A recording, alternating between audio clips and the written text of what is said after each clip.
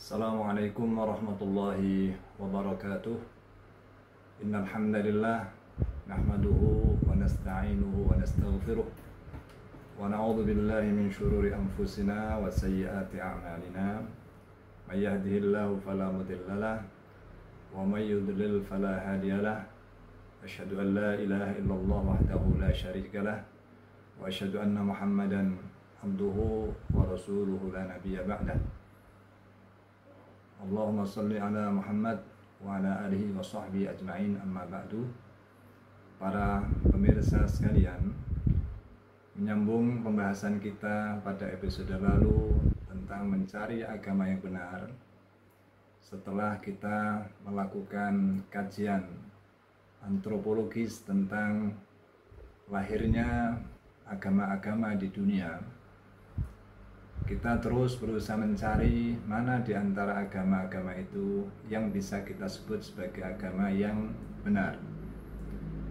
Dalam pembahasan kemarin melalui pendekatan antropologis, kita sampai pada sebuah kesimpulan bahwa di antara agama-agama yang dipeluk manusia itu secara garis besar bisa kita golongkan ke dalam dua kelompok, yaitu agama-agama atau keyakinan atau kepercayaan yang lahir dari hasil pemikiran manusia.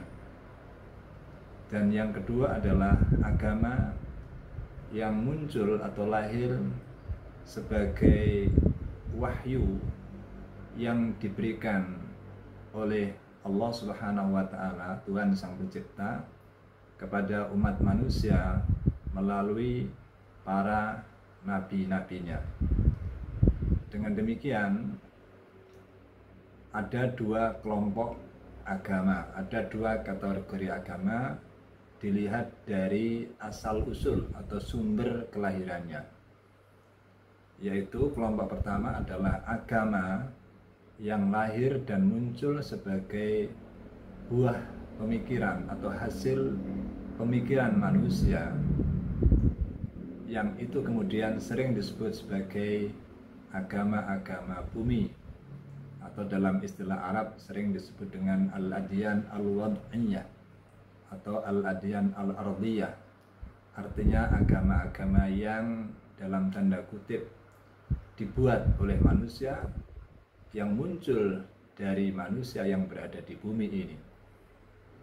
Kemudian kelompok yang kedua adalah agama-agama yang diwahyukan oleh Allah melalui para nabi-nabinya untuk menjadi pedoman bagi umat manusia dalam menjalani kehidupan, yang kemudian sering disebut sebagai agama samawi atau agama langit, karena bersumber dari Allah Subhanahu wa Ta'ala, Sang Pencipta. Para pemirsa sekalian, membandingkan antara dua kelompok agama tadi memang harus menggunakan semacam penilaian yang adil, meskipun terkadang bisa juga dinilai subjektif. Tetapi kita berusaha untuk melakukan kajian ini secara ilmiah berdasarkan fakta-fakta objektif, dan kemudian kita menilainya secara rasional berdasarkan akal sehat untuk bisa menimbang dan menilai agama-agama yang ada.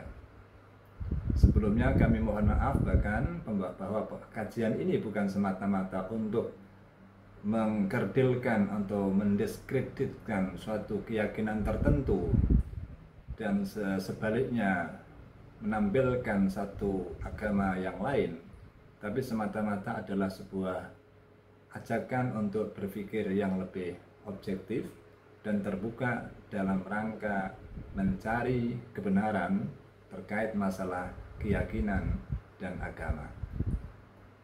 Para pemirsa sekalian, dari apa yang sudah kita paparkan kemarin, agama-agama bumi itu antara lain adalah agama-agama yang muncul dari masyarakat, sehingga bisa dikenal juga sebagai agama lokal, agama tradisional, atau agama non-samawi, yang muncul secara alamiah di lingkungan masyarakat, dan itu jumlahnya bisa jadi sangat banyak karena berkembang dari budaya dan tradisi masyarakat setempat.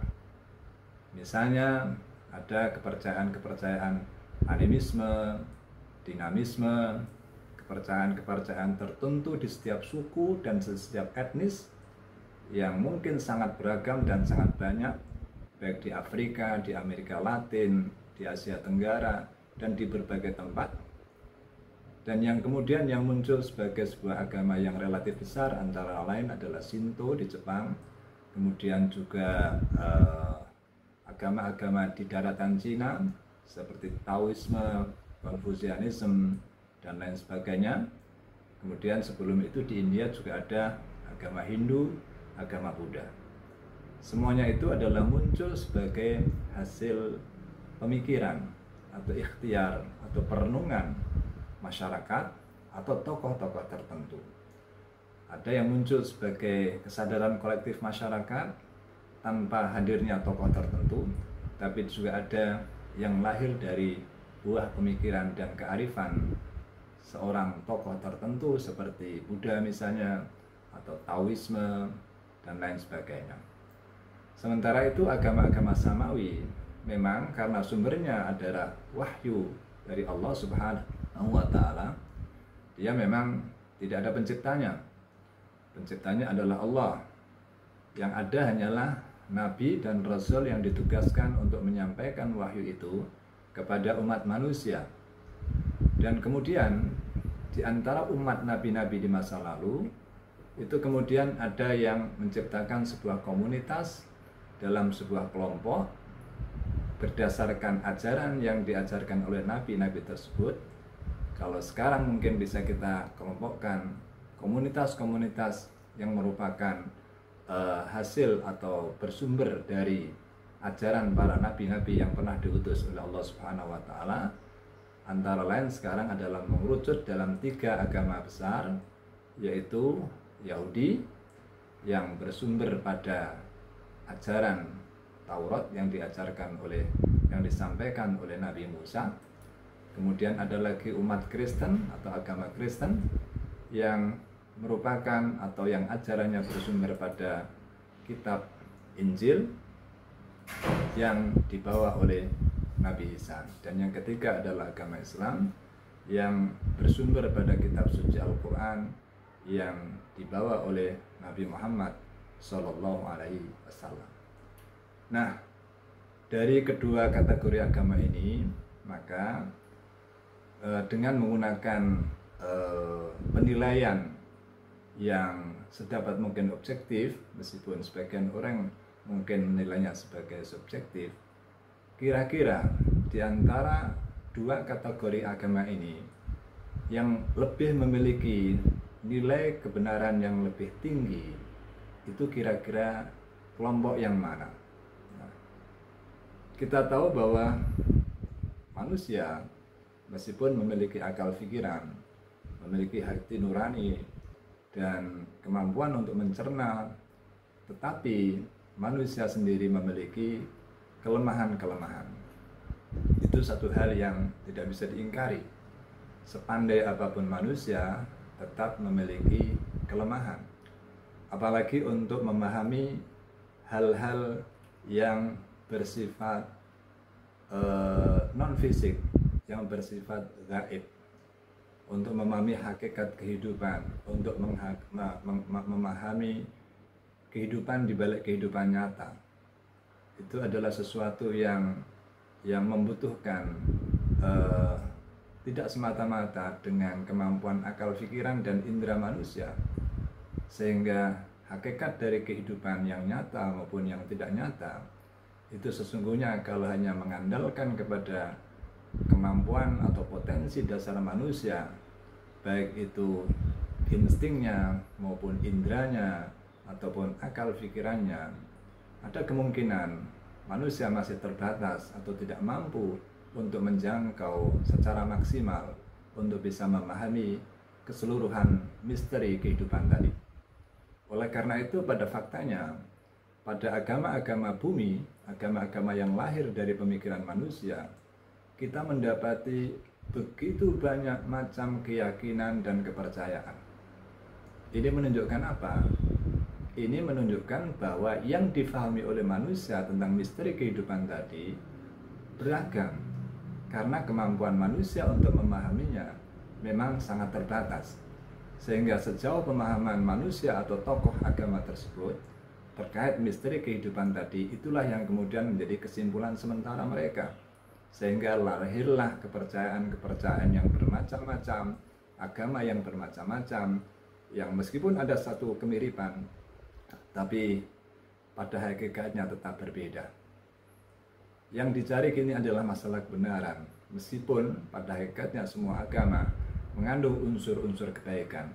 Rata-rata semua agama selalu mengajak dan mengajarkan yang baik dan berusaha untuk melarang atau mencegah hal-hal yang buruk. Ini sama, hampir semua agama adalah mengajak kebaikan dan mencegah hal yang mungkar atau yang buruk. Akan tetapi ketika kita berusaha untuk menelusuri kebenaran, nah disinilah hal yang mungkin sedikit agak muskil. Ketika kebenaran itu kita cari hanya berdasarkan pemikiran manusia, mungkin akan sulit mencari kebenaran itu. Karena itulah, kemungkinan terbesar kebenaran bisa jadi adalah kebenaran yang diberikan oleh Sang Pencipta alam semesta. Dan itu terdapat pada agama yang diwahyukan oleh Allah melalui para nabi-nabinya.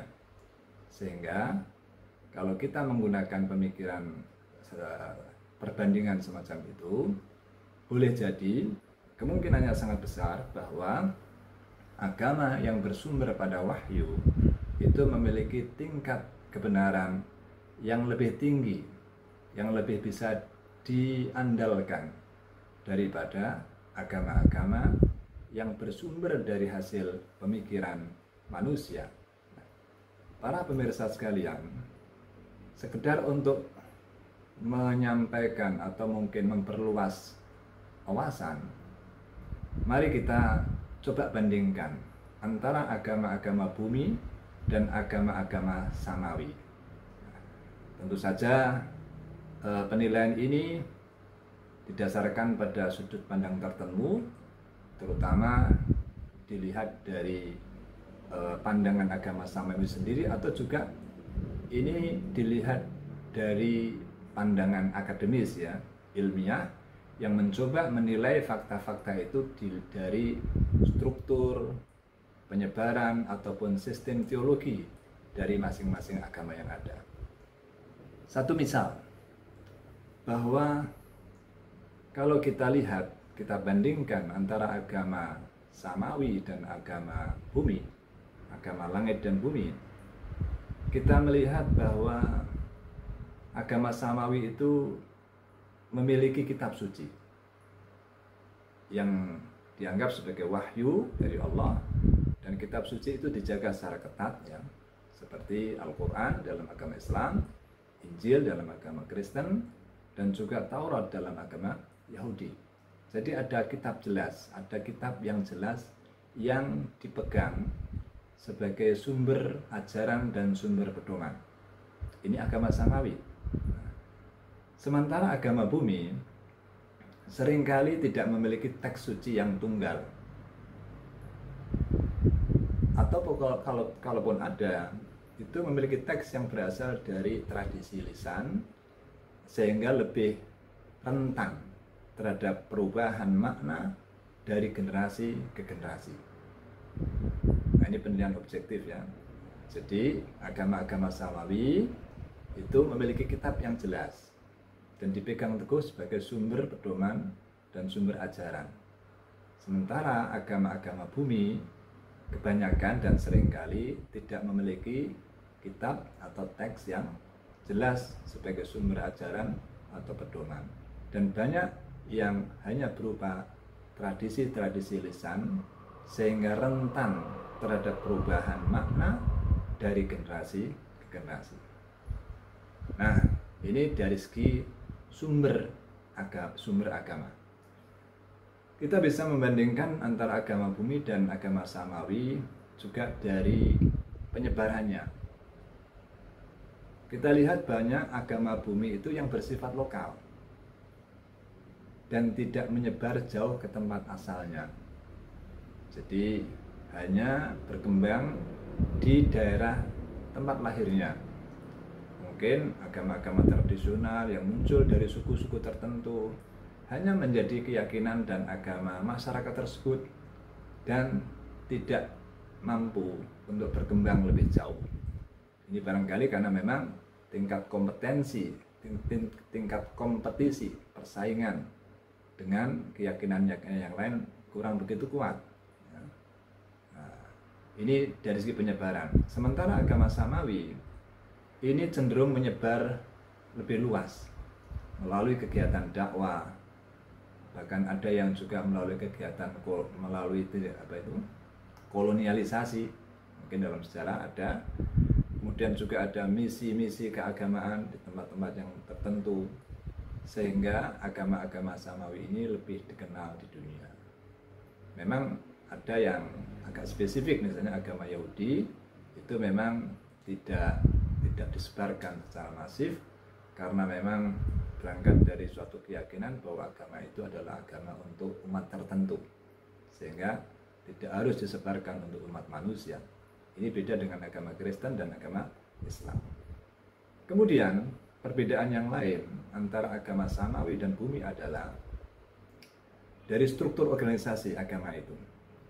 Kita lihat bahwa agama Samawi cenderung memiliki struktur organisasi yang relatif lebih formal dan terpusat dengan organisasi yang tersusun dengan baik, terorganisasi dengan baik. Ya misalnya kalau umat Kristen ada organisasi gereja, kemudian umat Islam juga begitu, ada beberapa organisasi, kemudian Yahudi juga demikian. Sementara banyak dari agama-agama tradisional, agama-agama bumi, kecuali agama-agama yang besar ya, itu tidak memiliki sistem hierarki keagamaan yang jelas, sehingga praktiknya bisa sangat bervariasi antar daerah. Jadi ini dilihat dari struktur organisasi agama tersebut, bahwa struktur organisasi dalam agama Samawi cenderung lebih baik, lebih tertata, dengan baik, lebih terorganisir. Sementara struktur organisasi dalam agama-agama bumi cenderung kurang atau tidak memiliki sistem hierarki keagamaan yang jelas, sehingga prakteknya bisa sangat bervariasi antara satu tempat dengan tempat yang lain. Kemudian dilihat dari segi kemurnian, bahwa agama bumi itu sering berasimilasi dengan kepercayaan lain, mudah berasimilasi, mudah berbaur, mudah bercampur dengan kepercayaan lain, sehingga kadang membuatnya tampak tidak murni, tidak asli, atau tidak konsisten secara doktrin. Ini kecenderungan dari agama-agama bumi, agama-agama tradisional, agama-agama yang muncul dari masyarakat. Sementara agama Samawi umumnya lebih tegas menjaga doktrin ajaran yang ada, karena memang bersumber dari kitab yang jelas juga. Meskipun tidak bisa diingkari bahwa di kalangan mereka pun juga terjadi perbedaan pendapat, dan kadangkala juga ada beberapa unsur asimilasi atau percampuran dengan kebudayaan yang lain. Nah, kemudian perbedaan yang lain juga bisa kita lihat bahwa banyak agama bumi dilihat dari konsep ketuhanan ya. Dilihat dari konsep ketuhanan, banyak agama bumi ini yang menganut kepercayaan kepada banyak Tuhan, politeisme ya, cenderung pada kepercayaan kepada banyak Tuhan, atau animisme, panteisme, yang bagi penganut agama Samawi dinilai sebagai bentuk hal yang tidak benar ya. Jadi penyembah banyak Tuhan misalnya, itu jelas menurut agama Samawi dianggap penyimpangan dari konsep ketuhanan yang benar, karena menurut agama Samawi menekankan tentang keyakinan monoteisme, yaitu kepercayaan kepada Tuhan yang esa atau Tuhan yang satu, yang tunggal. Meskipun nanti salah satu di antara agama samawi, yaitu misalnya agama Kristen, itu juga meyakini ada 3 unsur dalam satu Tuhan, yaitu Trinitas gitu ya. Yang itu mungkin nanti ada pembahasan khusus, cuman yang lebih kompeten tentu saja adalah mereka yang meyakini hal itu. Nah, para pemirsa sekalian, itulah sekilas perbandingan antara agama-agama bumi dan agama samawi. Sehingga kalau boleh kita ringkas perbandingan antara agama samawi dan agama bumi, dilihat dari sumbernya, agama samawi itu sumbernya adalah wahyu Tuhan, wahyu Allah. Sedangkan agama bumi itu sumbernya adalah tradisi masyarakat atau budaya masyarakat atau pemikiran dari masyarakat atau tokoh-tokoh masyarakat ya. Kemudian dari aspek Tuhan yang disembah, kalau agama samawi adalah menyembah Tuhan yang esa, yaitu Allah Subhanahu wa Ta'ala ya, pada intinya itu, meskipun nanti juga ada yang mengalami perkembangan. Nah, sedangkan agama bumi, masalah Tuhan ini bisa beragam, bisa satu Tuhan, bisa juga banyak Tuhan, atau bisa juga tidak ada konsep yang jelas tentang Tuhan. Mungkin hanya percaya kepada arwah-arwah, pada roh-roh atau dewa-dewa yang mungkin tidak sampai kepada sosok Tuhan yang sangat-sangat berkuasa. Kemudian dari aspek Tuhan, dari aspek Rasul atau Nabi, agama samawi mengakui adanya Rasul Nabi yang membawa agama tersebut. Statusnya bukanlah pencipta agama, tapi adalah sebagai penyampai wahyu dari Allah Subhanahu wa Ta'ala. Sementara di agama bumi tidak ada Nabi dan Rasul, yang ada hanya tokoh agama atau orang yang dianggap arif dan bijak yang kemudian mengajarkan ajaran-ajaran moral, filsafat yang kemudian menjadi semacam filosofi kehidupan atau kemudian menjadi aliran keagamaan. Kemudian dilihat dari kitab suci, agama samawi memiliki kitab suci yang jelas. Sedangkan agama-agama bumi umumnya tidak ada kitab suci yang jelas. Meskipun kadang-kadang beberapa agama tertentu juga memiliki kitab-kitab yang dijadikan pegangan dan sumber ajaran. Tapi kitab-kitabnya bukanlah kitab wahyu, tapi adalah kitab dari hasil pemikiran yang berisi filsafat atau hasil kearifan tokoh-tokoh yang menonjol dalam perkembangan dan kelahiran agama tersebut. Nah, sementara itu sosok agama-agama tersebut, contoh-contoh agama samawi yaitu Islam, Kristen dan Yahudi. Sedangkan agama bumi misalnya muncul agama Hindu, agama Buddha, Shinto, Taoisme, dan mungkin kepercayaan-kepercayaan lokal yang berkembang dan tumbuh di masyarakat-masyarakat tertentu, di suku-suku tertentu. Dan itu sangat banyak sekali. Para pemirsa sekalian, dari sini kemudian kita bisa sekilas menyimpulkan di antara dua kategori agama tadi, kemungkinan kebenaran atau kemungkinan kebenaran yang lebih tinggi terletak pada kelompok agama samawi. Tinggal kalau kita mau mencari kebenaran lebih lanjut, yang perlu kita lakukan adalah melakukan studi banding antara ketiga agama samawi tersebut, yaitu antara agama Yahudi, Kristen, dan Islam. Para pemirsa, memasuki pembahasan tentang perbandingan antara tiga agama samawi ini, maka mungkin bisa kita sampaikan beberapa hal berikut. Meskipun ada beberapa kesamaannya adalah ketiga agama samawi itu sumber asalnya adalah dari Tuhan, dari Allah Subhanahu wa Ta'ala, dari wahyu Allah yang kemudian disampaikan oleh para nabi dan rasul. Agama Yahudi disampaikan oleh Nabi Musa melalui kitabnya Taurat. Agama Kristen disampaikan oleh Nabi Isa atau Yesus melalui kitabnya Injil. Dan agama Islam disampaikan oleh Nabi Muhammad SAW melalui kitab sucinya, yaitu Al-Quran Al-Karim. Nah, kemudian dalam perkembangannya, coba kita melakukan semacam perbandingan antara ketiga agama samawi ini. Dilihat dari kitab suci, maka orang Yahudi memegang kitab Taurat. Itu istilah dalam Al-Quran disebut Taurat, atau mungkin istilah umumnya dari kalangan mereka adalah Tanakh. Sedangkan orang-orang Kristen berpegang teguh kepada Alkitab, yang disebut oleh orang Muslim sebagai Injil, tapi nama yang populer di kalangan orang Kristen adalah Alkitab, yang berisi Perjanjian Lama dan Perjanjian Baru. Sedangkan Islam jelas nama kitabnya adalah Al-Quran. Sedangkan nabinya untuk umat Yahudi, nabinya adalah Nabi Musa.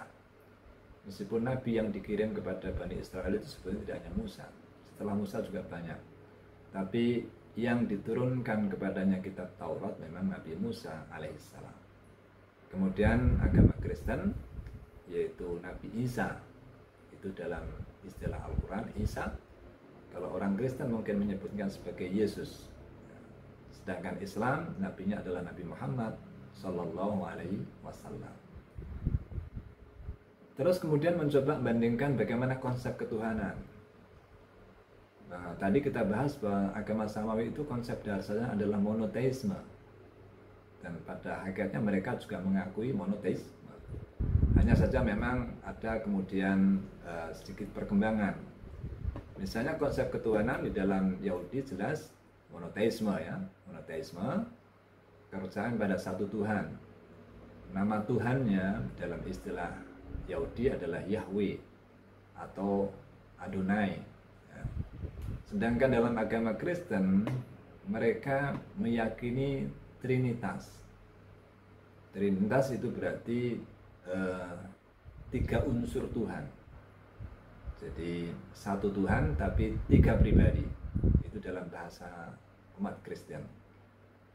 Yang kemudian Trinitas itu yaitu meyakini adanya Tuhan Bapa, kemudian Tuhan Anak yaitu Yesus Kristus, dan ada lagi Roh Kudus.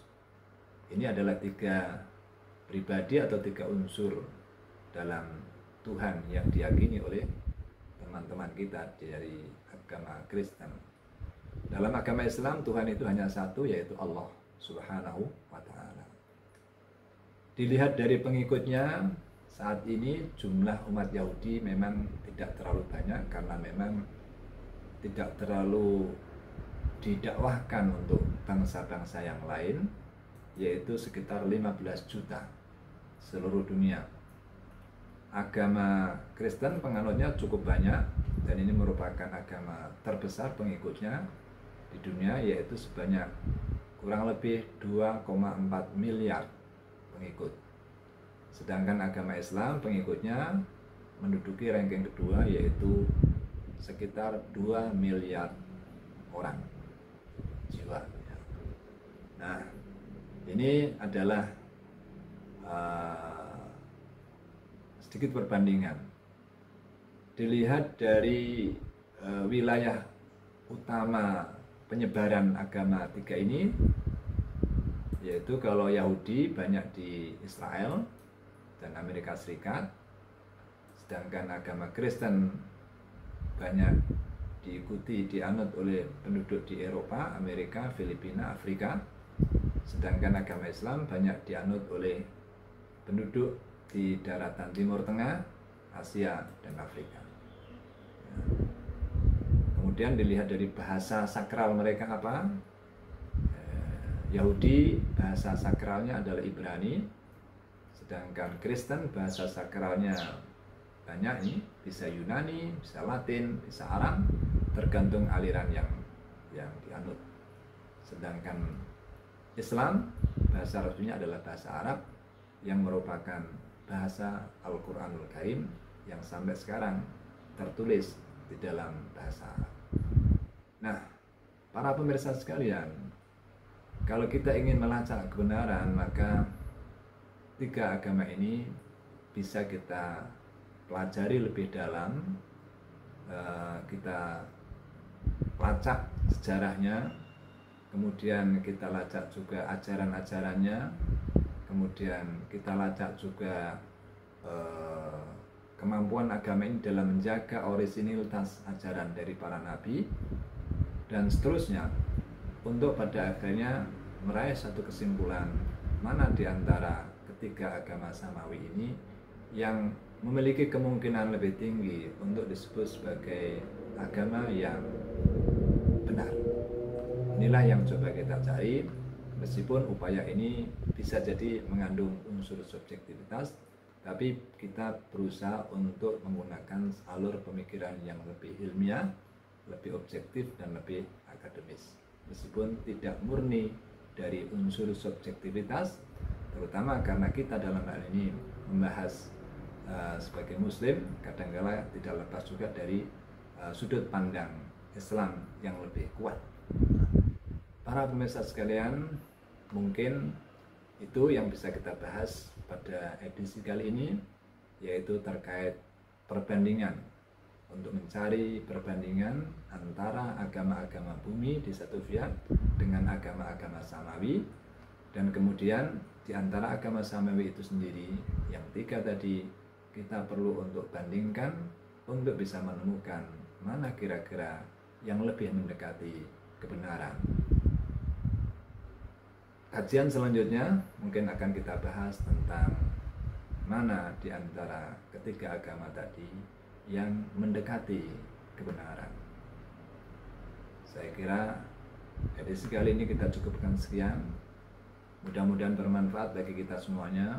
Jika ada yang benar itu semata-mata karena bimbingan Allah, jika ada yang salah itu semata-mata karena kelemahan dan kekurangan saya pribadi. Aku qouli hadza wa astaghfirullah li wa lakum wal afu minkum. Wassalamualaikum warahmatullahi wabarakatuh.